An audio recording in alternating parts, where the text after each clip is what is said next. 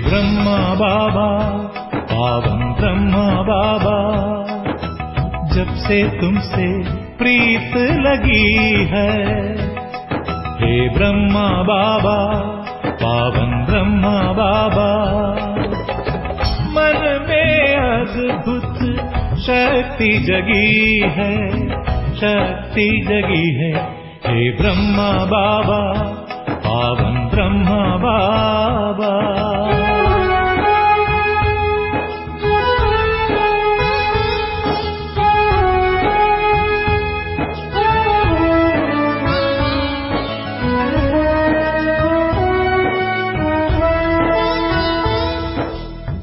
तुम तेजस्वी प्रतिभाशाली, करते हम सब की रखवाली। तुम दानवीर हो, दाता हो, सबके भाग्य विधाता हो, सबके भाग्य विधाता हो। हे ब्रह्मा बाबा, निश्चल ब्रह्मा बाबा, जब से तुमसे प्रीत लगी है। हे मीठे बाबा, पावन ब्रह्मा बाबा।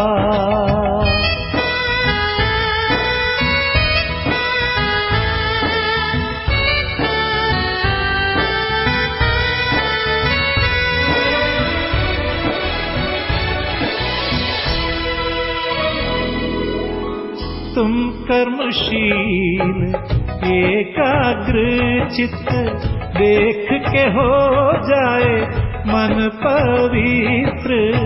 तुम सौम्य शांति की भव्य मूर्ति, तुम करते सारी इच्छा पूर्ति, तुम करते सारी इच्छा पूर्ति। हे ब्रह्मा बाबा, निर्भय ब्रह्मा बाबा, जब से तुमसे प्रीत लगी है। हे प्यारे बाबा, पावन ब्रह्मा बाबा।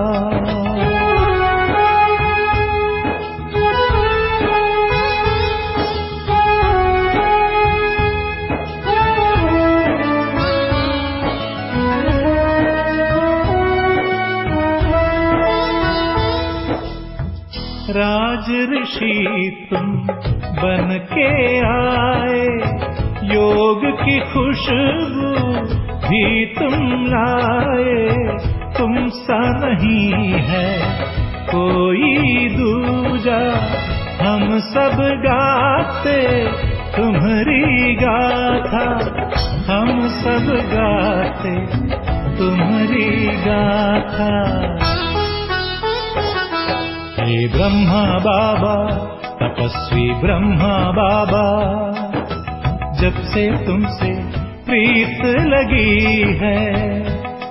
हे मीठे बाबा, हे प्यारे बाबा, मन में अद्भुत शक्ति जगी है, शक्ति जगी है।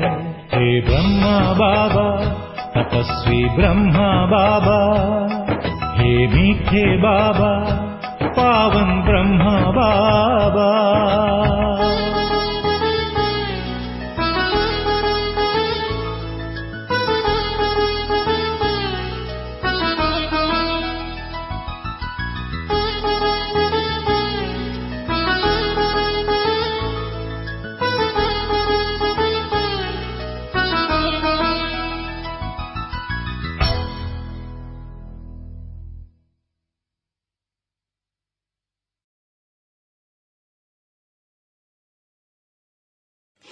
हुई खुशी सभी को मिलकर। आज बाबा ने हमें पाठ में यही पढ़ाया है कि हम सदा खुश कैसे रहें, क्योंकि बाबा चाहता है मेरे बच्चे सदा खुश रहें। क्यों क्यों चाहता है बाबा? खुश रहेंगे तो खुशी बांटेंगे, खुशी हमारा ओरिजिनल संस्कार है। दुख, परेशानी, उदासी, निराशा ये किसके संस्कार है? तो माया के संस्कार हैं जो अब हमें छोड़ने हैं। ऐसे तो नहीं छूटेंगे। कैसे छूटेंगे? जब ओरिजिनल संस्कार आएंगे तो पुराने संस्कार छूट जाएंगे। तो आज बाबा ने हम बच्चों को कैसे सदा खुश रहें। खुश रहते हैं लेकिन होता क्या है, कभी खुश हैं कभी उदास है ना। टेम्पररी हो गई है, परमानेंट नहीं होती। संस्कार कैसा है और आत्मा का ये परमानेंट है। तो परमानेंट संस्कार को बस परमानेंट बनाना है। तो जो बात है उसको वैसे ही करने में मेहनत है, होनी तो नहीं चाहिए ना। तो यही बाबा ने आज समझाया है। आज प्यारे बाबा के 5 तारीख के महावाक्य हैं। आज बाबा के अव्यक्त महावाक्य हैं। रिवाइज कोर्स भी आज 5 दिसंबर का है, लेकिन कितने साल बाद ये है। आज की मुरली है 5 दिसंबर 2021 और रिवाइज कोर्स है 5 दिसंबर 1989 का, 89 का। तो इतने साल पहले बाबा ने डायरेक्शन दे दिया कैसा बनना है ना। मुरली का हेडिंग है सदा प्रसन्न कैसे रहें। आज बाप दादा चारों ओर के बच्चों को देख रहे थे। क्या देखा? हर एक बच्चा स्वयं हर समय कितना प्रसन्न रहता है, साथ साथ दूसरों को स्वयं के द्वारा कितना प्रसन्न करते हैं। ये बड़ी बात हो गई। कहेंगे हम तो खुश रहते हैं, मस्त राम मस्ती में। अब बाबा कहते बस्ती का भी ध्यान रखो। ये ऐसे नहीं चलेगा कि हम तो मस्ती में खुश हैं, आसपास वाले हमसे नहीं है तो क्या हुआ। तो बाबा कहते हैं बच्चे साथ साथ दूसरों को स्वयं द्वारा कितना प्रसन्न करते हैं, क्योंकि परमात्मा सर्व प्राप्तियों के प्रत्यक्ष स्वरूप में प्रसन्नता ही चेहरे पर दिखाई देती है। प्रसन्नता ब्राह्मण जीवन का विशेष आधार है। अल्पकाल की प्रसन्नता और सदा काल की संपन्नता की प्रसन्नता, इसमें रात दिन का अंतर है। अल्पकाल की तो आती जाती रहती है ना, कोई चीज मिल गई खुश हो गए और चली गई तो दुखी हो गए। अल्पकाल की हो गई, डिपेंडेंट नहीं। बाबा ने कहा अल्पकाल की प्रसन्नता अल्पकाल के प्राप्ति वाले के चेहरे पर थोड़े समय के लिए दिखाई जरूर देती है, लेकिन रूहानी प्रसन्नता स्वयं को तो प्रसन्न करती है, परंतु रूहानी प्रसन्नता के वाइब्रेशन अन्य आत्माओं तक भी पहुंचते हैं। जैसे कागज के फूल होते हैं और ओरिजिनल फूल होते हैं। कागज के फूलों से खुशबू नहीं आएगी, ओरिजिनल फूलों से खुशबू आती है। तो ऐसे ही बाबा कहते हैं अल्पकाल की प्रसन्नता तो जैसे कागज के फूल। बाबा ने कहा बच्चे, क्योंकि वाइब्रेशन अन्य आत्माओं तक भी पहुंचते हैं, अन्य आत्माएं भी शांति और शक्ति की अनुभूति करती हैं।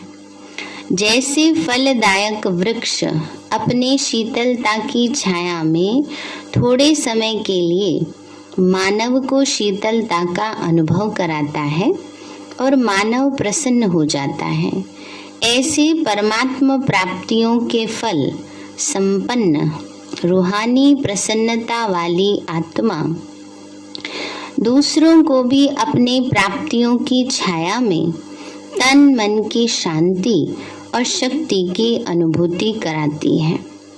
प्रसन्नता के वाइब्रेशन सूर्य की किरणों समान वायुमंडल को, व्यक्ति को और सब बातें भुलाए रूहानी, सच्चे रूहानी शांति की, खुशी की अनुभूति में बदल देते हैं।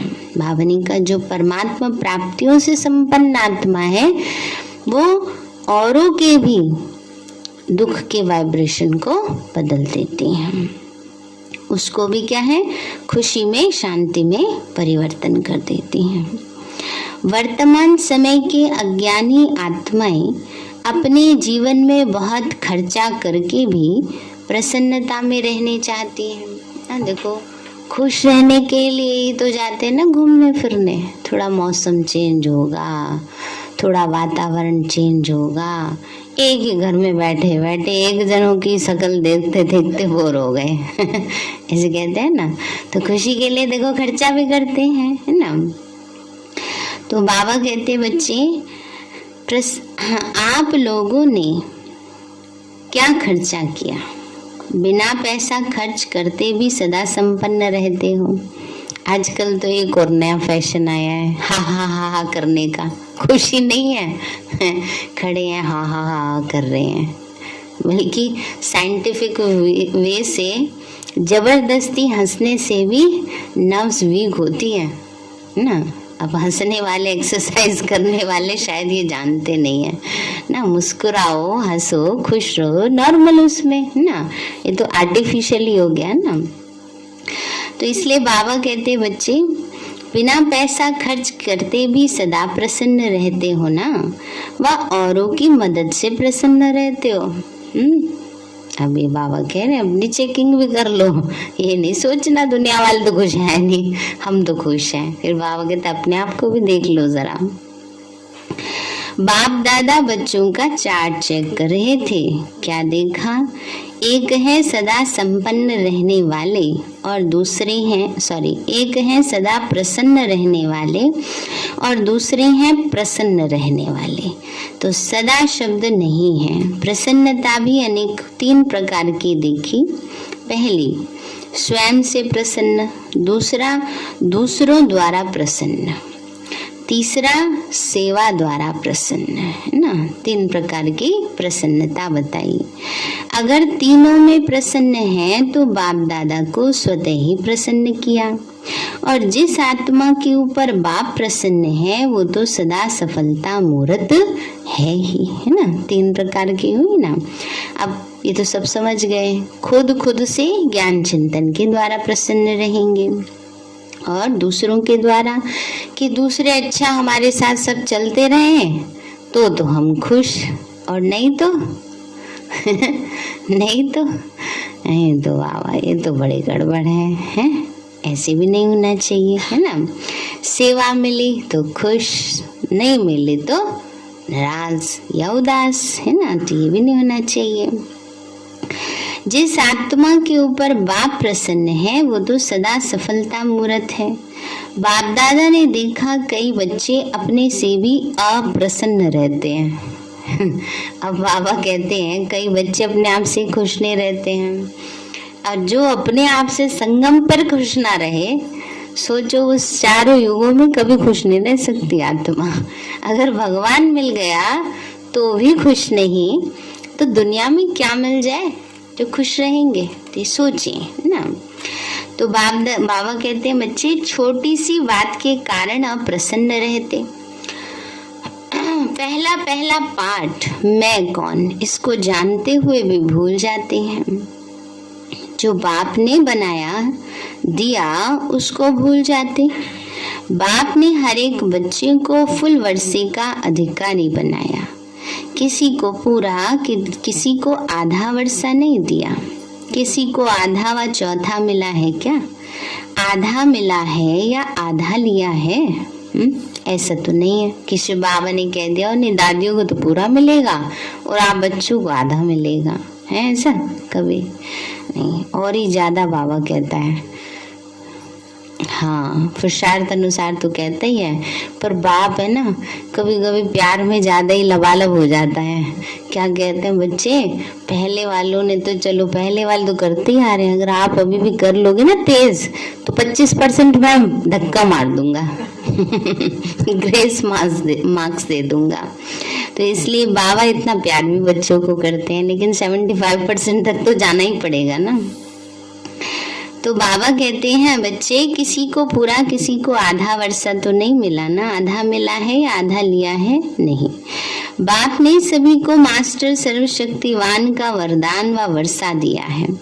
ऐसे नहीं कि कोई शक्तियां बच्चों को दी और कोई नहीं दी, अपने लिए नहीं रखी। सर्व गुण संपन्न बनाया है, सर्व प्राप्ति स्वरूप बनाया है। लेकिन बाप द्वारा जो प्राप्तियां हुई हैं उसको स्वयं में समा नहीं सकते।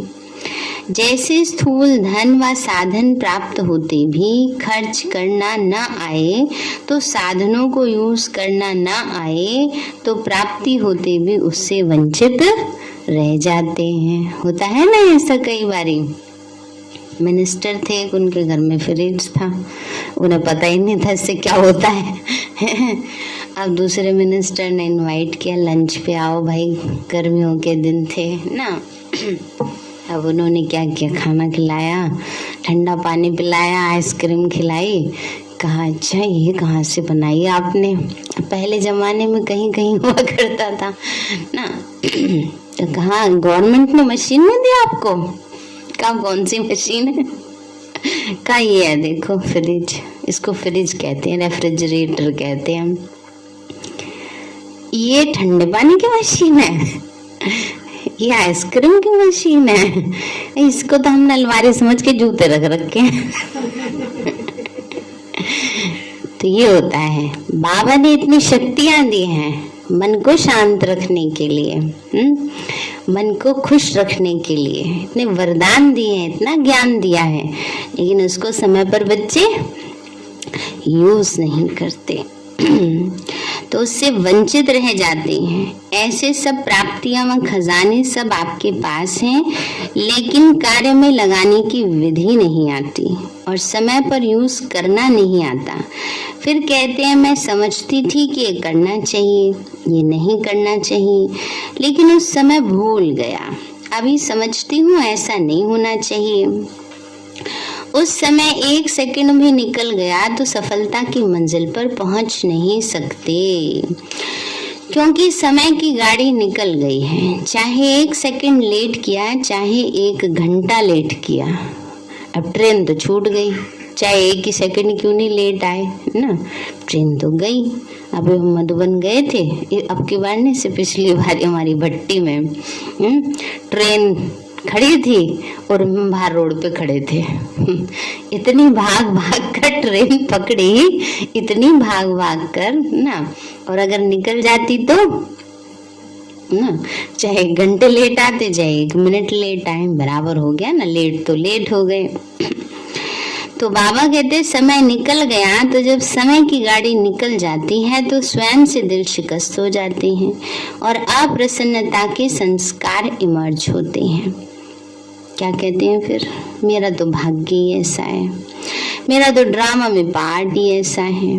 पहले भी सुनाया था, स्वयं से अप्रसन्न रहने के मुख्य 2 कारण होते हैं, एक दिल शिकस्त होना और दूसरा कारण होता है दूसरों की विशेषता, भाग्य व पाठ को देख ईर्ष्या उत्पन्न होना।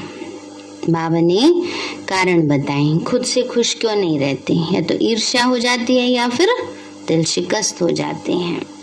हिम्मत कम होती है, ईर्ष्या ज्यादा होती है। दिल शिकस्त भी कभी प्रसन्न नहीं रह सकता और ईर्ष्या वाला भी कभी प्रसन्न नहीं रह सकता, क्योंकि दोनों हिसाब से ऐसी आत्माओं की इच्छा कभी पूर्ण नहीं होती और इच्छाएं अच्छा बनने नहीं देती, इसलिए प्रसन्न नहीं रहते।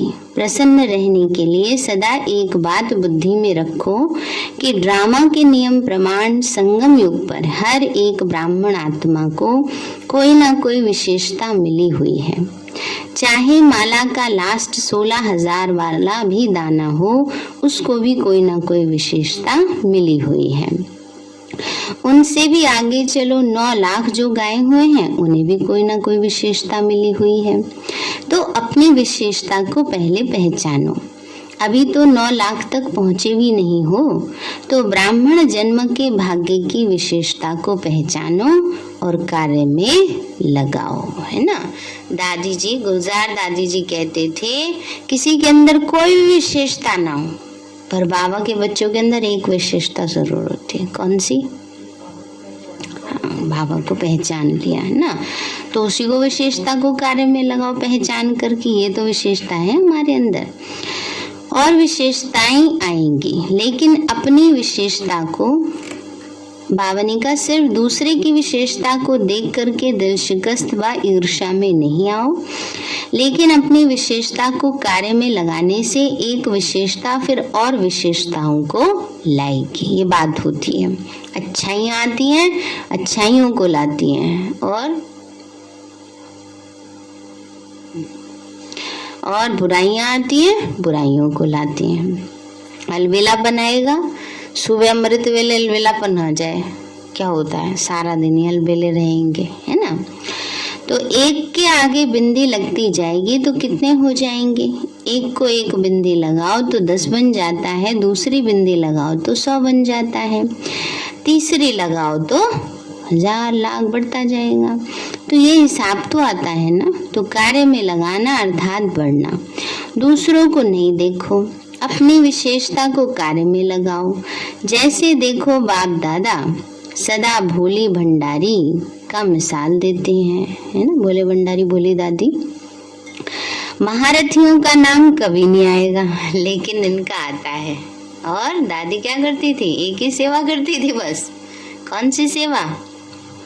हाँ, भंडारे की सेवा।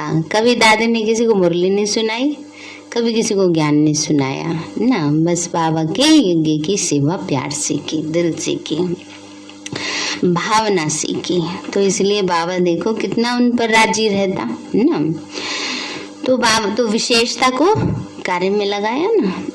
महारथियों का नाम नहीं आएगा, इनका नाम आता है। तो जो विशेषता थी वह कार्य में लगाई, चाहे भंडारा ही संभालती थी, है ना, लेकिन विशेषता को कार्य में लगाने से विशेष आत्माओं के मिसल बन गई ना।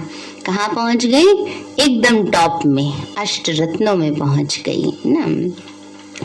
तो सभी मधुबन का वर्णन करते दादियों की भी बातें सुनाएंगे तो भोली की भी सुनाएंगे ना, भोली दादी की भी सुनाएंगे। भाषण तो नहीं करती, लेकिन विशेषता को कार्य में लगाने से स्वयं भी विशेष बन गई। दूसरे भी विशेष नजर से देखते तो प्रसन्न रहने के लिए क्या करेंगे? विशेषता को कार्य में लगाओ, है ना, अपनी विशेषताओं को कार्य में लगाओ तो वृद्धि हो जाएगी। और जब सर्व आ गया तो संपन्न हो जाएंगे। और प्रसन्नता का आधार है संपन्नता।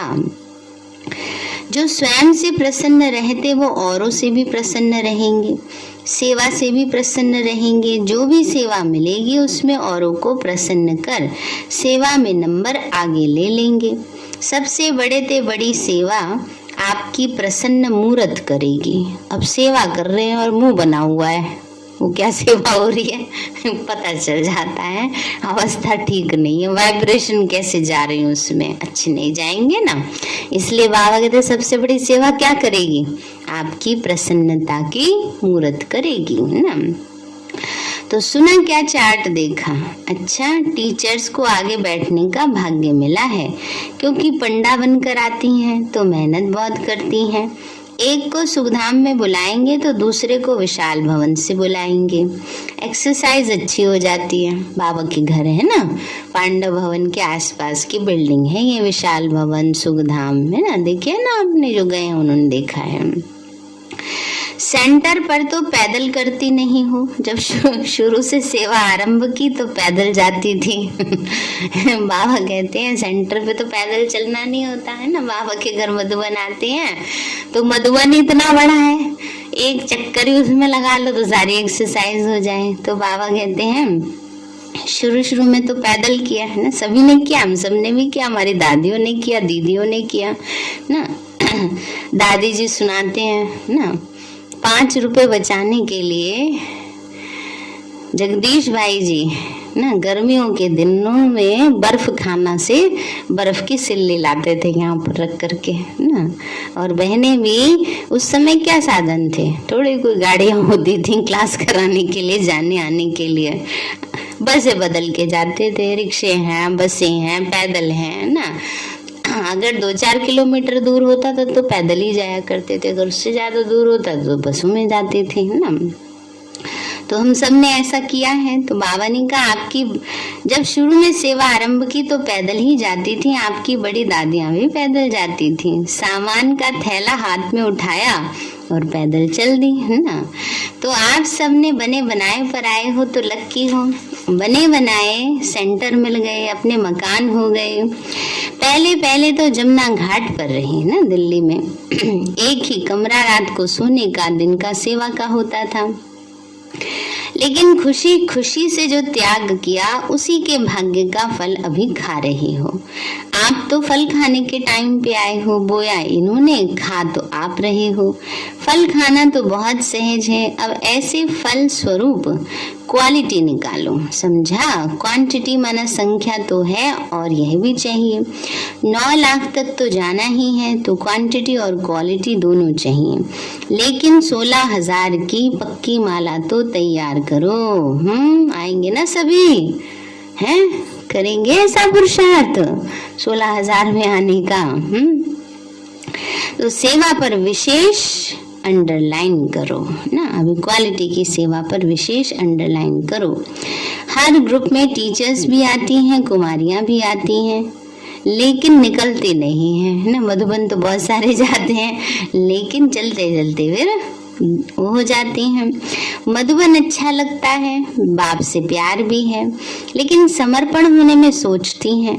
जो स्वयं ऑफर करता है वो निर्विघ्न चलता है, और जो कहने से चलता है वो रुकता है फिर चलता है ना। ये होता है जो अपने लाइफ का डिसीजन खुद लेते हैं कि नहीं हमें तो बाबा का ही बनना है, फिर उसको कोई रुकावट रोक नहीं सकती।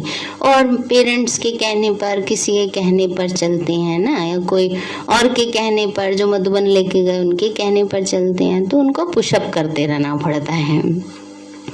तो बाबा कहते हैं बच्ची, इसलिए वह बार बार अपने आपको ही कहेंगे। हमने तो पहले ही कहा था सरेंडर नहीं होना चाहिए। कोई सोचती है ऐसे तो बाहर रहकर सेवा करें तो अच्छा, लेकिन बाहर रहकर सेवा करना और त्याग करके सेवा करना, इसमें अंतर जरूर है, प्राप्तियों में अंतर है बहुत।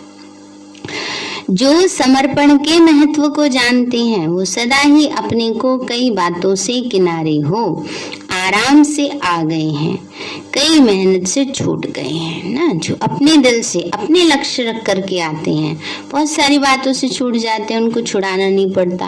और जो कह के चले होते हैं उनकी बुद्धि भटकती रहती है, परिवार में मोह फंसा रहता है।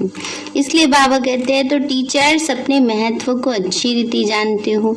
नौकरी और यह सेवा, दोनों काम करने वाले अच्छे व एक काम करने वाले अच्छे। बाबा कुमारियों से पूछ रहे हैं, क्योंकि कई कुमारियों को नौकरी के टोकरे उठाना बड़ा अच्छा लगता है। बाबा ने अभी कहा भी था पिछली मुरली में, है? हाँ, वहाँ बॉस की सुन लेंगे या किसी की नहीं सुनेंगे। नौकरी करेंगे तो भी तो कुछ ना कुछ तो सुनना ही पड़ेगा, ऐसे तो कोई परफेक्ट होता नहीं है ना। तो बाबा कहते हैं नौकरी और सेवा ये दोनों काम तो एक साथ नहीं चल सकते है ना। किसी का बंधन है अलग बात है, घर गृहस्थी वाले हैं, परिवार वाले हैं, वो अलग बात है, लेकिन कुमारियों को कोई बंधन नहीं होता। कुमारियों को पेरेंट्स का भी कोई बंधन नहीं होता, कहने की बात होती है ना कि हमें घर चलाना है, उनके चलाने से घर नहीं चलता है ना। तो बाबा कहते हैं बच्चे, नौकरी और ये सेवा दोनों काम करने वाले अच्छे या एक काम करने वाले अच्छे, उन्हों को फिर भी डबल पार्ट बजाना पड़ता है। भले निर्बंधन है फिर भी डबल पार्ट है ना, आपका तो एक ही पार्ट है। प्रवृत्ति वालों को 3 पार्ट बजाने पड़ते हैं, एक पढ़ाई का, दूसरा सेवा का और साथ साथ प्रवृत्ति को पालने का। अब उनकी तो जिम्मेवारी है, उन्हें तो करना ही पड़ेगा। आप तो सब बातों से छूट गई हो। अच्छा, फिर बाबा आगरा और राजस्थान वालों से मिल रहे हैं। बाबा ने कहा, सदा अपने को अकाल तख्त नशीन श्रेष्ठ आत्मा समझते हो। आत्मा अकाल है तो उसका तख्त भी अकाल तख्त हो गया। इस तख्त पर बैठकर आत्मा कितना कार्य करती है। तख्त नशीन आत्मा हूँ। इस स्मृति से स्वराज्य की स्मृति स्वतः आती है। राजा भी जब तख्त पर बैठता है तो राजाई नशा, राजाई खुशी स्वतः होती है। तख्त नशीन माना स्वराज्य अधिकारी राजा हूँ। इस स्मृति से सभी कर्मेंद्रियां स्वतः ही ऑर्डर पे चलेंगी। जो अकाल तख्त नशीन समझकर चलते हैं उनके लिए बाप का भी दिल तख्त है, क्योंकि आत्मा समझने से बाप ही याद आता है। फिर ना देह के संबंध ना पदार्थ, एक बाप ही संसार है। इसलिए अकाल तख्त नशीन के बाप के दिल तख्त नशीन भी बनते हैं। बाप के दिल में ऐसे बच्चे ही रहते हैं जो एक बाप दूसरा ना कोई, तो डबल तख्त हो गया। जो सिक्के लदे बच्चे होते हैं, प्यारे होते हैं, उन्हें सदा गोदी में बिठाएंगे, ऊपर बिठाएंगे, नीचे नहीं। तो बाबा भी कहते हैं आप तख्त पर बैठो। कौन से तख्त पे? इस पे इस पे। जिसको तख्त मिलता है वो दूसरी जगह बैठेगा क्या? आजकल नहीं बैठा जाता बाबा नीचे किसी से। इसलिए नीचे नहीं बैठना, भ्रकुटी सिंहासन पे बैठो। तो अकाल तख्त व दिल तख्त को भूल देह की धरनी मिट्टी में नहीं आओ। देह की को मिट्टी कहते हैं ना, तो मिट्टी मिट्टी में मिल जाएगी ऐसे कहते हो, तो देह में आना अर्थात मिट्टी में आना। जो रॉयल बच्चे होते हैं वो कभी मिट्टी में नहीं खेलते। परमात्मा बच्चे तो सबसे रॉयल हुए। तो तख्त पर बैठना अच्छा लगता है या थोड़ी थोड़ी दिल होती है मिट्टी में बैठ के देख ले? ऐसे तो नहीं है। बाबा कहते कई बच्चों की आदत मिट्टी खाने की और मिट्टी से खेलने की होती है, तो ऐसे तो नहीं हो ना। 63 जन्म मिट्टी से खेला है, अब बाप तख्त नशीन बना रहे हैं तो मिट्टी से खेलेंगे। अब बच्चे भी ना बड़े चालू चतुर सुजान है। बाबा को क्या कहते हैं? बाबा श्री कृष्ण जी ने भी तो मिट्टी खाई थी। तो बाबा कहते हैं वो अलग बात है, लेकिन देह भान रूपी मिट्टी में नहीं खेलना। तो बाबा ने कहा बच्चे तो मिट्टी में कैसे खेलेंगे? 63 जन्म मिट्टी से खेला है। जो मिट्टी में खेलता है वो मैला हो जाता है। तो आप भी कितने मैले हो गए, अब बाप ने तो स्वच्छ बना दिया। सदा इसी स्मृति से समर्थ बनो। शक्तिशाली कभी कमजोर नहीं होते। कमजोर होना अर्थात माया की बीमारी आना। अभी तो सदा तंदुरुस्त हो गए। तंदुरुस्त है ना सभी? बीमारी तो नहीं है कोई। बाबा कहते हैं बच्चे आत्मा शक्तिशाली हो गई। शरीर का हिसाब किताब अलग चीज है, वो तो आएगा ही ना। लेकिन मन शक्तिशाली हो गया। कमजोर मन वाले तो नहीं है ना, सभी शक्तिशाली हैं। शरीर कमजोर है, चलता नहीं है, वो तो अंतिम है, वो तो होगा ही। लेकिन आत्मा पावरफुल हो। शरीर के साथ आत्मा कमजोर ना हो। तो सदा याद रखना कि डबल तख्त नशीन सो डबल ताजधारी बनने वाले हैं। अच्छा, सभी संतुष्ट हो ना, संतुष्ट और प्रसन्न। सदा प्रसन्न रहते हो या कभी कभी रहते हो? कभी प्रसन्न कभी अप्रसन्न, ऐसे तो नहीं। कभी किसी बात से अप्रसन्न तो नहीं होते हो। आज याद कर लिया, आज ये हो गया, आज ये कर लिया, कल ये हो गया, ऐसे पत्र तो नहीं लिखते हो। सदा प्रसन्न चित्त रहने वाले अपनी रूहानी वाइब्रेशन से औरों को भी प्रसन्न करते हैं। ऐसे नहीं मैं तो प्रसन्न रहता ही हूँ, लेकिन प्रसन्नता की शक्ति फैलेगी जरूर। तो किसी को भी प्रसन्न कर सको ऐसे हो, या अपने तक ही प्रसन्न ठीक हो, दूसरों को भी करेंगे ना, फिर भी अभी कोई पत्र नहीं आएगा। अगर कोई अप्रसन्नता का पत्र आए तो वापस आप उसको ही भेज दें। ये टाइम और यह तारीख याद रखना। हाँ, ये पत्र लिखो कि ओके हूँ। भावनी का अगर कोई अप्रसन्नता का पत्र आए तो वापस उसको ही भेजे ना। बाबा ऐसे बोल रहे हैं, क्योंकि पहले तो सभी क्या करते थे, बाबा को लेटर लिखते थे साकार में। फिर बाबा चले गए तो दादियों को लेटर लिखने लगे अपनी सब बातें। अब दादियां थोड़ी, अब इतने सारे बाबा के बच्चे ढेर हो गए, उनको पढ़ने के लिए टाइम, उनको सॉल्यूशन देने के लिए टाइम ना। इसलिए बाबा ऐसे कहते हैं, जो हम अपना पर्सनल लेटर लिखते हैं ना, उसमें कंजूसी ना कर देना। बस बाबा ओके, आपने तो कहा था बस ओके लिखना है, नहीं, उसमें सारी बातें लिखनी है। कैसी अवस्था है, क्या किया, क्या नहीं किया, क्या परेशानी है, सब लिखो। वो मधुबन तक भेजने की जहमत नहीं उठाना। उसमें बाबा ने हम बच्चों को ये दिया हुआ है कि आप उसको अपने तकिए के नीचे रख करके और जला सकते हो। और किसी के घर में कोई पढ़ने वाला नहीं है लेटर किसी और के, तो रख भी सकते हो, है ना। पर जैसे कई बार अपने लेटर में, पर्सनल लेटर में पर्सनल बातें होती हैं, तो लगता है कि कहीं कोई और ना पढ़ ले, तो फिर बाबा ने उसको कहा हुआ है। अब आपके इतने सारे जो बाबा के पास जाते हैं, लेटर बॉक्स रखे होते हैं, उन लेटर्स का क्या करते हैं, जला देते हैं। तो वो यहाँ भी कर सकते हो। तो ये बाबा उन बच्चों के लिए कहते हैं जो पहले ये करते थे कि सब लेटर भेजते थे और दादियाँ पढ़ती थी। तब दादियाँ इतने लंबे लंबे लेटर कहाँ तक पढ़ती रहे बैठ करके, बहनें कहाँ तक पढ़ें, तो इसलिए बाबा कहते थे ओके लिख दो। लेकिन जो हम रोजाना का अपने लेटर लिखते हैं, पर्सनल लेटर, उसमें नहीं ऐसे करना ओके करके काम चला देना है ना, उसमें पूरा लिखना चाहिए। तो बाबा कहते हैं बच्चे, हाँ ये पत्र लिखो ओके हूँ और सब मेरे से भी ओके हैं। ये 2 लाइन लिखो, बस मैं भी ओके और दूसरे भी मेरे से ओके। इतना खर्चा क्यों करते हो? ये तो 2 लाइन कार्ड पर ही आ सकती हैं और बार बार भी नहीं लिखो।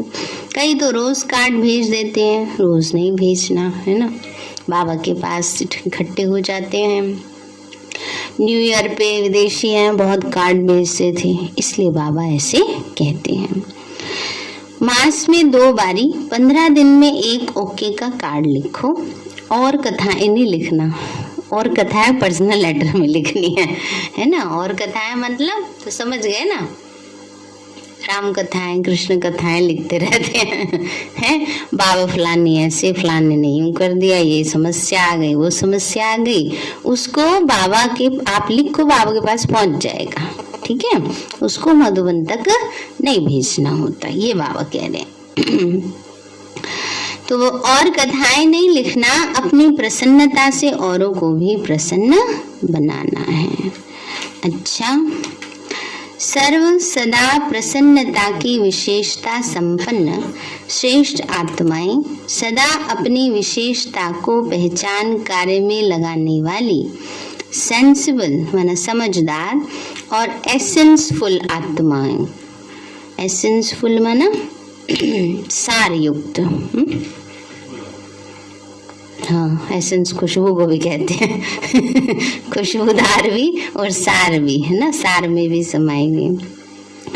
सदा प्रसन्न रहने वाले, प्रसन्न करने की श्रेष्ठता वाली महान आत्माओं को बाप दादा का याद प्यार और नमस्ते। अच्छा, मीठे मीठे सिक्के लदे बच्चों प्रति माता पिता बाप दादा मॉर्निंग रूहानी बाप की रूहानी बच्चों को नमस्ते।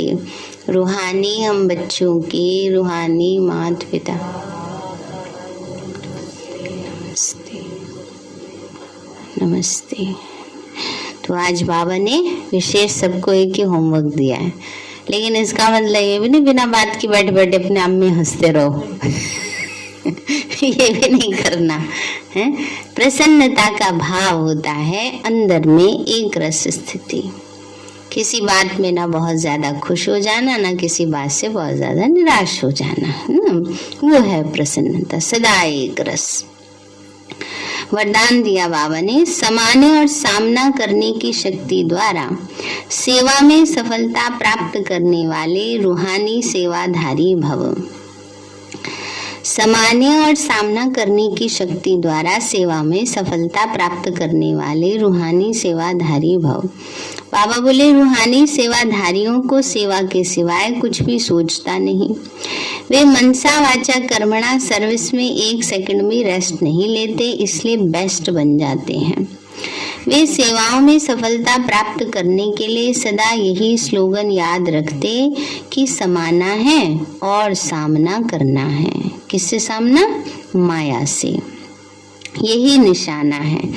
वे अपने पुराने संस्कारों को समाते हैं और सामना माया से करते हैं, न कि दैवी परिवार से, है ना। ये भी नहीं सोचा हम किसी से कम है क्या। बाबा ने कहा सामना करना है तो एक दूसरे से लड़ने लगो, ये थोड़ी बाबा ने कहा है। तो ऐसे बच्चे जो नॉलेजफुल के साथ साथ पावरफुल भी हैं, उन्हें ही कहा जाता है रूहानी सेवाधारी। स्लोगन है, छोटी बात को बड़ा नहीं करो, वातावरण को शक्तिशाली बनाओ। छोटी बात को, व्यर्थ की बातें आई और गई, ऐसे रखना चाहिए।